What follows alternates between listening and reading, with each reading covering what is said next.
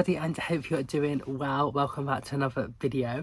This is actually going to be the last video I film and hopefully upload in 2022. So it's currently 4 p.m. now, and at the moment I have read 109 books. Okay, before I started filming I had read 108, but I just finished a book like just now because I was in the mind and I just was reading it, but I do not want to finish on 109 because she was like, oh, I did not like that number. It'll just mess with my anxiety and my brain. And what's even more annoying is that one book that I have read already, Love on New Year's Eve, which just came out, I cannot track it on Goodreads. So at the end of the year, that's still going to say I've read 109 books, but in reality, I've read 110. But then when it is available on there, I will just go back and change the dates. So hopefully that will work out and it will look nice when I do it, or else I'm going to have to I don't know what I'm going to have to do because it'll just stress me out so much. But anyway, that is totally beside the point. So yeah, yes, the title of this video, which I plan to be reading 110 books in a day, is clickbait because I'm not going to read 110 books today.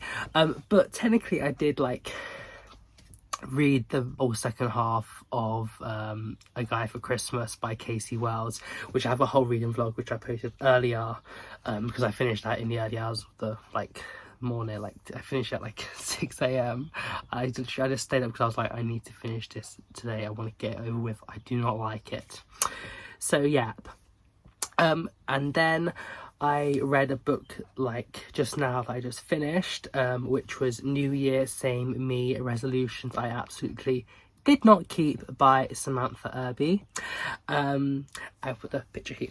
I ended up giving this 3.75 stars, and I thought I was going to do a reading vlog, but I was just reading it and I was just getting into it, so I thought I'll just read it and then just tell you a little review because it's short and you can't really review a reading vlog that much because okay, let me just tell you what it's about.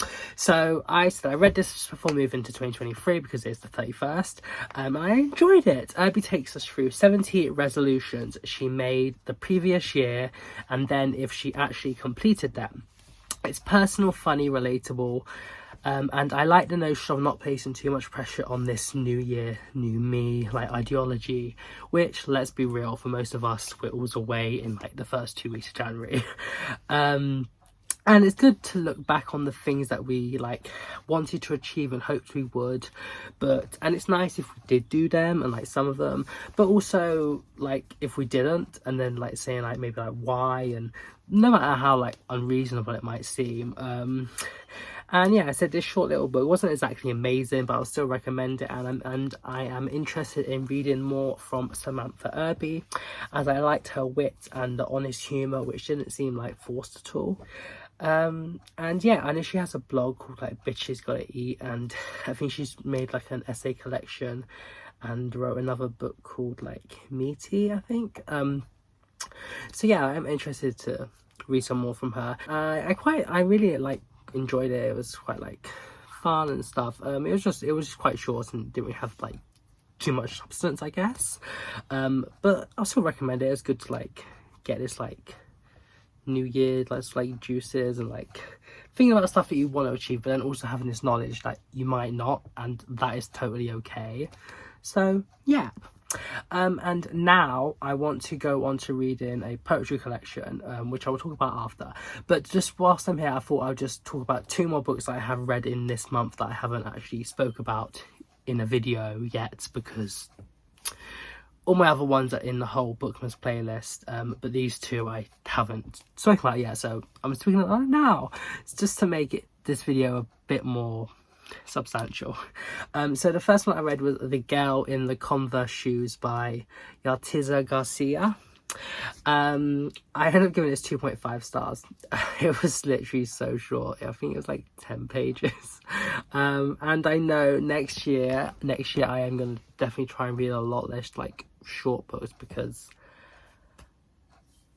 I want things to actually cherish and get to grips with more. So it is definitely a big resolution that I read more big books, and stuff. So I'm gonna try and cut away from all these short ones, but I was just in the mood for sort of like short, fast-paced things at the moment. So I'm gonna talk about this one. So it's basically a boy at a Halloween party is kissed.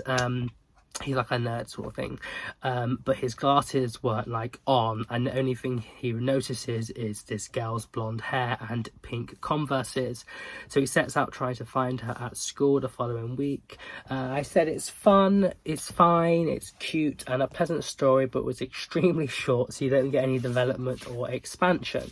I get it never promised this, so can't complain. Would recommend for a flash of fiction, or if you want to read a story in little times, like less than 5 minutes. But not for the average reader. I may check out a few more if craving a nano story. Yeah, that's all I have to say about it, really. Really short, little like romancy thing. Yeah, and then the next one I'm actually going to talk a bit more about because I really enjoyed this. I recently discovered on Apple like Books, if you have the app, I think it's every week you can get a free book from them, and I got like this one like on the last day, but I didn't actually know that. I got Killjoy by Holly Jackson, which is the like 0.5 like prequel to A Good Girl's Guide to Murder, the series. And I got this as a free audiobook from Apple Books, and then like the following day I looked back on there, just like looked through the books, and they said there was another one, free one on there to download, and it was like an Ali Hazelwood, so like a Christmassy romance one. So I downloaded that, but I'm not gonna read it until next Christmas, I think. But anyway, so check that out if you want to. I never actually knew that. It's actually so cool. But anyway, so I haven't read any of the Good Girl's Guide to Murder books before, but reading Killjoy has really, really made me interested in doing so. So I ended up giving this 4.25 stars. And let me quickly just read my little review because... Yep. This is a prequel novella following the main character Pippa, who attends a murder mystery themed night with her friends after their AS exams. She's not all that interested at the start, but soon becomes very involved and intrigued by the case. The mystery consists of the patriarch, Reginald Remy, inviting his two sons, Bobby and Ralph, Ralph's wife, Lizzie, and his niece, Celia, who is played by Pippa, along with the butler, Humphrey, and cook, Dora, to his home on the island of Joy. Reg is killed, and there's only one boat each day. One of those in the house must be the murderer. ... But who? They each have a booklet about their character with certain facts being revealed throughout the various rounds. Different events, clues, accusations, and the general whodunit plot twist are prevalent, and it's all very engaging. It's clear that the murder of an Andy Bell by her boyfriend Sal Singh, who then died by suicide, has and is still gripping the town. And at the end, Pippa's interested in investigating, not taking clues at face value, and revealing the real truth becomes something very important to her. I then believe she uses this passion to re-evaluate the case of Andy Bell, and I am definitely interested in seeing this in the other books in the series, because I have read the description of that book, so that is basically what it's about. And like I said, the characters both in and out of the mystery are rather developed, mostly likeable, diverse, and it's enjoyable being in their company. There isn't as much analysis due to the book's length, but overall a pleasant experience. With a young adult audience in mind, the characters are written with some juvenile aspects, but it's not done too much. The writing isn't that amazing or developed, but definitely readable and intriguing. I love the mystery and investigating in this, trying to play along to figure out who done it. And Pippa's theory was really well laid out. I was like, yes, serve Pip. This book wasn't perfect, but certainly a fun, entertaining, engaging read, and I'm very likely to follow along in the series. I believe Pippa's passion for investigation and doing so in the real world would be more interesting and more explored in a full-length book too. So I'm excited for more. And then if you do want to check out my review, I did a whole I just listed all my notes, because I was actually following along with Pippa and writing down I was trying to figure out who done it, who actually did it, and that's all in there, but it's all further spoiler. So if you want to read those, they're in my Goodreads and StoryGraph review. So yeah, I really enjoyed that, and I definitely want to continue with the series, and I just feel like it'll be better in a full-length book as well. So now it comes to an actual reading vlog, I guess. I'm not sure. I might just actually just tell you about it, read it, and then come back and do a review. We shall see. But that is for Bestiary by Donika Kelly. And this is a book of poetry. I haven't read poetry in a while, so I'm quite excited. And it's been at the start. I've just read the introduction thing that was written by Nikki Finney, who I believe is like a journalist or something, but she says that Danica Kelly whistles and crows her book into a psalm of pure resolve. Bestiary's lesson is complicated and also simple. Love can be hunted down. And what I think it's basically to do with, it's about it's like poems on sort of like mythology and like different like creatures and stuff.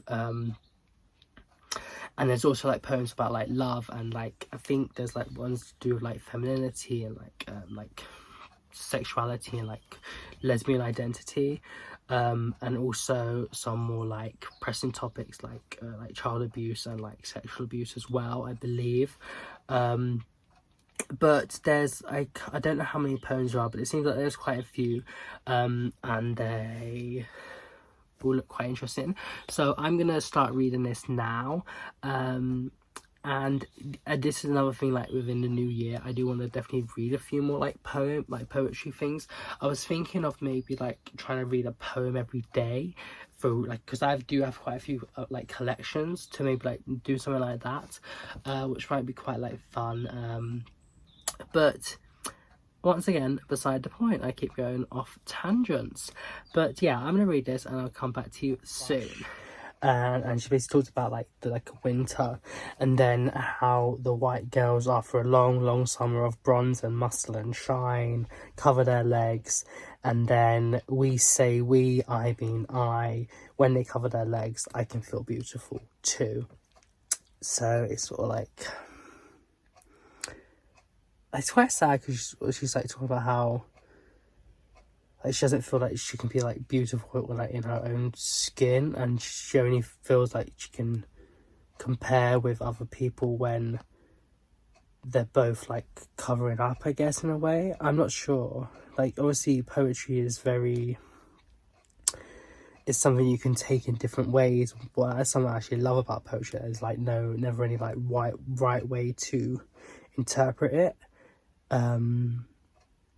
But yeah, it definitely like makes you think, doesn't it? Like it's not just like a story where it's just like 1, 2, 3. It's like something that's like it implants in your mind, you know, like that could lead to that and stuff. And yeah, I definitely need to read more poetry next year. Definitely. I think this is my favourite one. Maybe I'm not sure. I don't even know why I just don't really like it that much. I just like, sometimes when you're reading things and it just for some reason it just like clicks with you, and you're just like, oh, like I really like that, but like sometimes you don't even know why. And yeah, I felt like it's with this poem, so I thought I might read it to you. Most of them are quite short. This is like one of the longer ones, and it's honestly not that long, which gives an indication of how like it is quite like fast paced and quite quick. I have actually finished it. I'm just quickly going back through it now just to find a few quotes, and then I'll do my review in a little bit. Before I'd read this out to you. So it's called Little Box, and I've actually read most of them aloud. I started off reading them just in my head, but then I was like, it's the last one of the year. I started off reading aloud for most of the books I read, so I thought I'd start reading them. And poetry is something that like you usually get more from it if you actually expel the words yourself, and like, you know, you can hear it and you're saying it, and do you know what I mean? Like, it's something that you need to live more than just always read. So yeah, I thought I'd read it to you anyway. The woman you love is afraid she is hurting you. This is the source of her fear. You are afraid to say, I am hurting. You are crying. You are afraid your parents will discover that you are crying again and send you again to therapy, where a woman with long hair and a long skirt will point to the dollhouse and ask where the mother doll sleeps, and the father, and if they have a child, where the child doll sleeps. You speak in therapy. Each statement begins, I feel even when you mean, why are you hurting me? You'd rather be a simpler animal.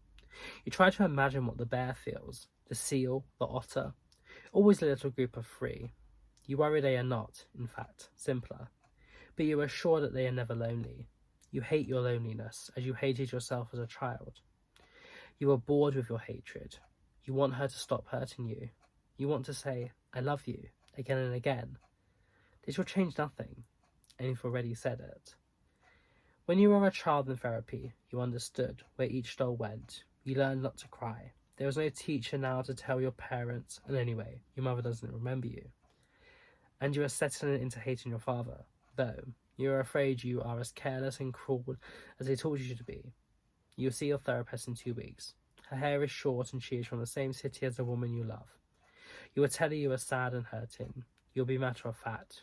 You will think of the seal. A mother, perhaps. How she might be lonely for a lost pup. But there will be another. And she will forget that one that was eaten by an orca or polar bear or neglect. You will tell your therapist none of this. You will no longer speak to the woman who has your heart. You will put her in a room furthest away from your own. She will sleep where the father should be. Yeah. I really liked the bit, you hate your loneliness as you hated yourself as a child.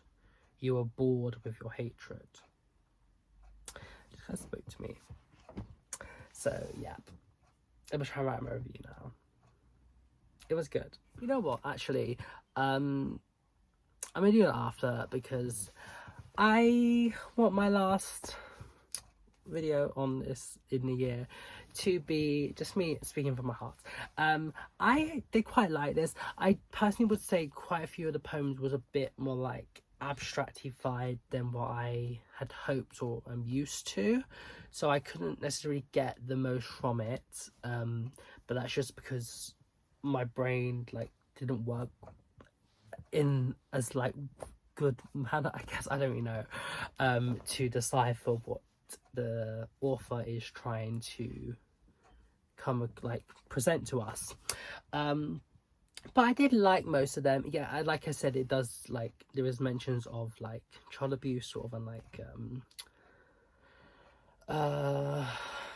like sexual content and stuff, and some like trigger warnings, but not too explicit. And I do like how she uses like animals and like most predominantly birds, but also like mythical creatures and like centaurs and minotaurs and like there's a mermaid poem which is quite good, and like werewolves, like all different things, and she uses them to like portray like different like stories and stuff as well. I didn't really get that as like the love aspects as much as I was thinking, but I did get some parts of it. Yeah, I think I'm gonna probably give it like maybe like 4 stars, I guess. I would recommend it, and I feel like maybe it's something I might maybe come back to once I've gotten a bit more into like understanding poetry and like how to decipher things and, you know, get more out of it. But yeah, it was interesting and I would recommend it. And I read like a little bit at the end about the author and how she lives with her wife in California with like quite a lot of animals, which just sounded like so like sweet and idyllic. And yeah, and like it is sort of like a love letter. It's like sort of like nature in some parts as well, which I do really like, that aspects of writing when people like portray like the natural world as something like nice. And yeah, and it's sort of like ideas of sort of like mental health and like sexuality, and it's like self-love and like coming to terms with like trauma, I guess, can be connotated from different poems, and most of them are quite like fast-paced, so it's not like, yeah, it's like get too bogged down into them, but then again you also don't get as much like expansion, but it's all quite nuanced. So yeah, I did like it. I would recommend it. And I am super happy. I actually finished 110 books this year. Some I know was very small, but still quite a lot was normal size. And as one of my favorite quotes is, normality is a crowdsourced fantasy. So like, what is normal anyway? Like, if you only read like 10-page books, then that is normal for you. But like, do you know what I mean? And I know some people might be like, that's not a book, but if you can log it on Goodreads, I guess it's a book. No. Anyway, I'm happy with myself. I think I've read quite a diverse range. In the new year, I do plan to be making some more like end of 22 like content, sort of like my book bracket and like the best and worst books of the month, and like a book awards that I plan to like probably do maybe like mid-January. Just I need to just do a lot of like inner thinking to work out the different categories, so definitely stay tuned for them. I've quite enjoyed doing Bookmas. It's been quite stressful, but yeah, I might try doing something like this again. But yeah, I hope you enjoyed this. I hope you enjoyed watching the videos. Check all the rest in the playlist, and I will see you in the new year. Happy New Year, everybody. Bye bye.